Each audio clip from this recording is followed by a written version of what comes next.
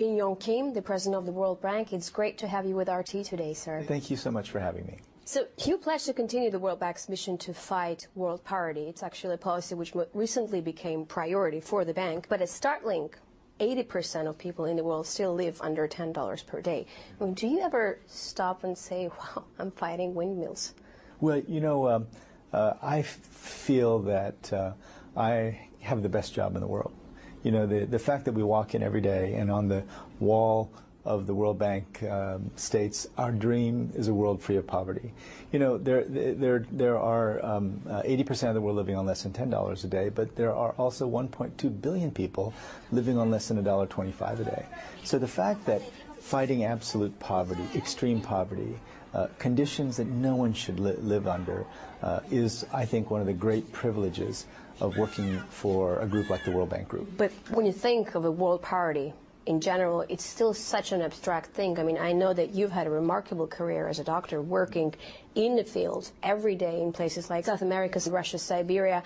Maybe do you feel that you were more useful than helping directly people than fighting something that's so intangible, you know? Well, you know, it's become more and more tangible over time. So, for example, we know now that investing in health, investing in education, investing in social protection programs are critical to lay the foundations for the kind of economic growth that will lift people out of poverty.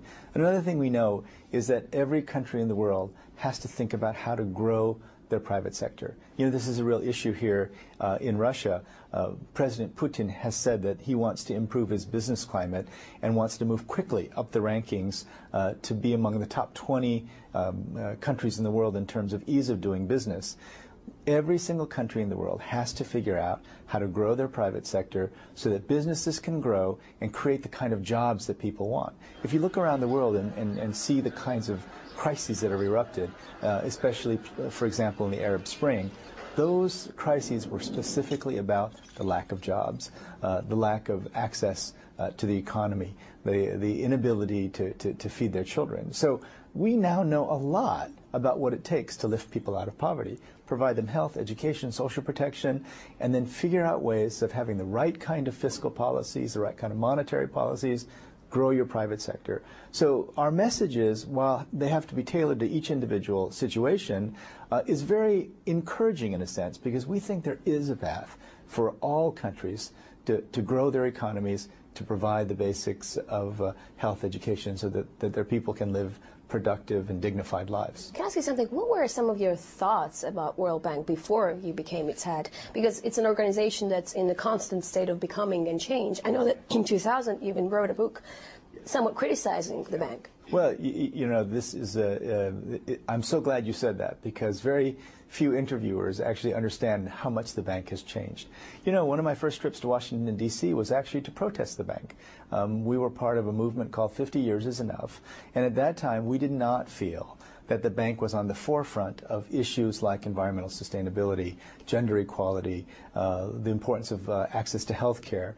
And over time, as the evidence has grown, the bank has shown that it focuses on data, that it focuses on fact, that it tries to take evidence from the studies, often that they do themselves, that give a clear idea of just what you need to do in order to grow your economy, to provide jobs, and to provide those basic services. So the bank of 20 years ago is very different than the bank of today. Today, I have to say, the fundamental values and mission of the bank are completely in line with the work that I've done for my entire life. I'm just going to continue with the thought of a World Bank being under permanent pressure and permanent criticism from left, from the anti-globalists, from the occupiers, I mean, you name it, and it's been going on for decades and decades.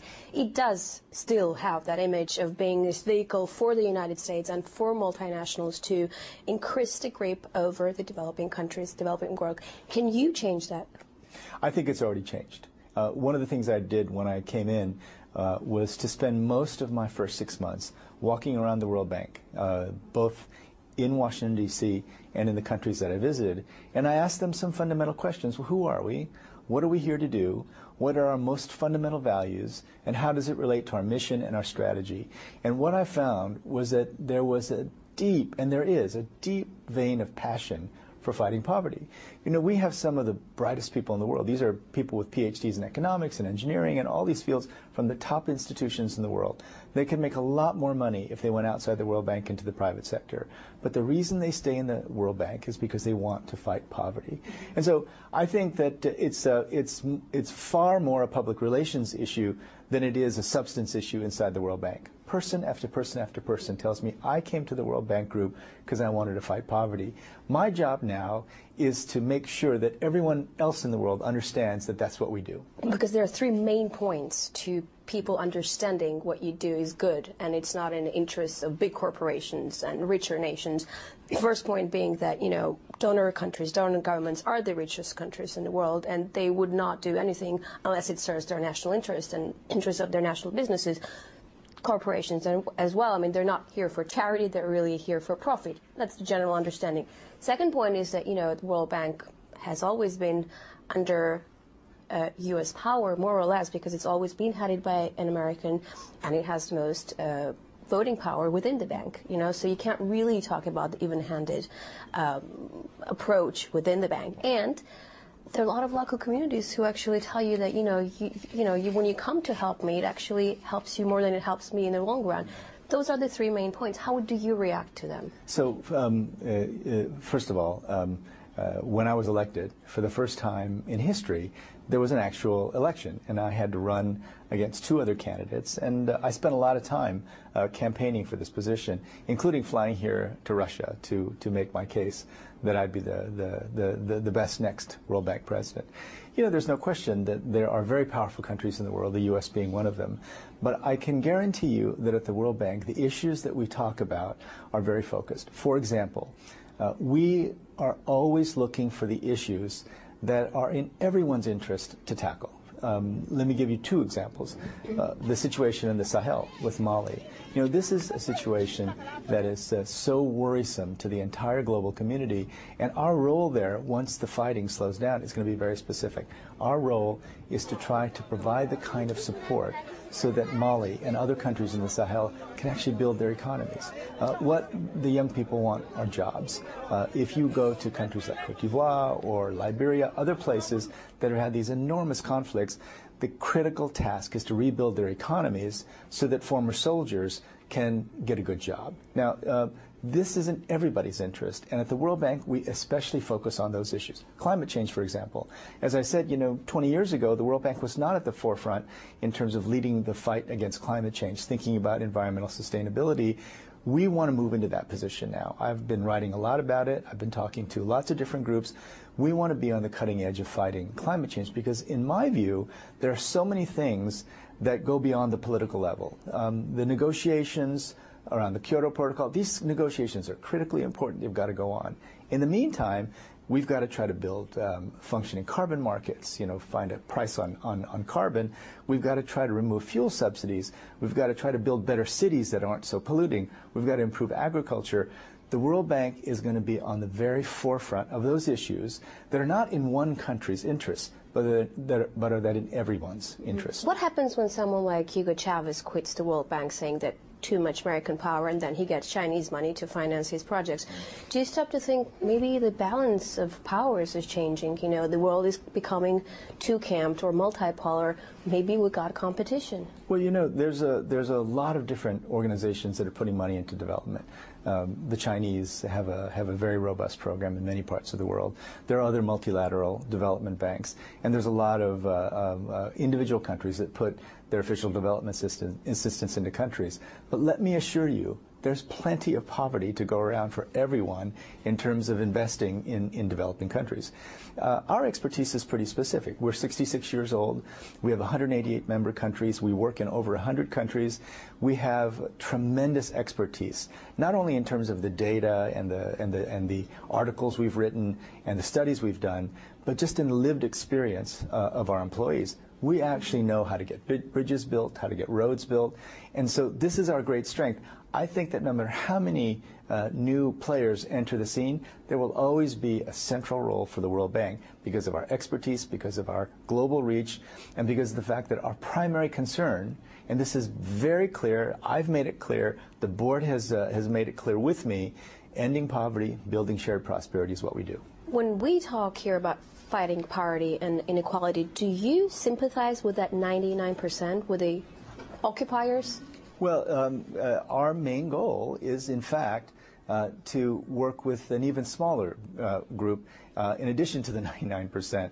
And the group we're talking about is the 1.2 billion people living in extreme poverty. It's 20% of the world. Now, but that's not the only group that we're working on. What are we trying to do? We're trying to ensure that the group that live in extreme poverty can enter the middle class. I mean, that's really what we want to do. They're going to become consumers. They're going to become participants in the global economy. But in countries like Russia, we also think we have a very important role to play. You know, Russia's trying to do things like improve its business environment, improve its healthcare, improve its education. And there's tremendous expertise in this country. But we have expertise that stretches across 100 countries. We have helped and experienced working with lots of other high middle income countries, Korea, Indonesia. There's many countries that we've worked with, and we think that that experience brought here to Russia will give the Russian professionals, who are of course extremely qualified, ideas about what they might do to improve the systems that they have. We feel that we're relevant in all those countries. We feel that fundamental questions of equality are central to what we do, and we will continue in that path. When I mentioned the Occupy Wall Street, I mean, really brought together people that were so different, students and scholars. I mean, even Joseph Stiglitz worked for the World Bank. A lot of people that I've spoken to, Americans, Nobel Peace Prize winners, they say that the inequality, the issue that spurred the very protest, really puts the United States in great nation and consequently the rest of the world, the inequality. Do you agree? Well, one of the things that we focus on, and you know, we don't have projects in the United States, and the United States is a member country, but we don't have projects in the United States. But in a very specific sense, here's what we do. We look at what it is that causes instability in societies, and what we found is that if you lock people out of participating in the economic growth of a country, you get situations like you saw in the Arab Spring. Now, we're not talking specifically about a particular program. We're not recommending any kind of political solutions. That's not what we do. What we focus on is how can you do the right things in the government so that you create an environment where the private sector can grow the kind of jobs that people really want. 90% of all jobs in developing countries are created by the private sector. This is our most recent World Development Report. So our role is fairly clear. We think that an inclusive approach to economic growth is by far the most effective and the most stabilizing way for a country to grow. And that's based on evidence that, in fact, we've collected over many, many years. With Europe being in critical state, do you feel like you can pour more money now into the ailing European countries rather than third world countries? Well, let me just say that over the last 9 to 12 months, we've seen very remarkable acts of solidarity on the part of the European countries. I think there are many people who doubted whether the Europeans would step up and ensure the future of the euro and ensure the stability of the European Union. And I think now there's just no question that the tail risks have been decreased. We still have a lot to do. Countries still have a lot to do in terms of moving forward on the structural reforms that they've promised to undertake. But it's a much different G20 meeting today than it was 6 months or 9 months ago. Jim Young Kim, thank you very much for this interview. Thank you.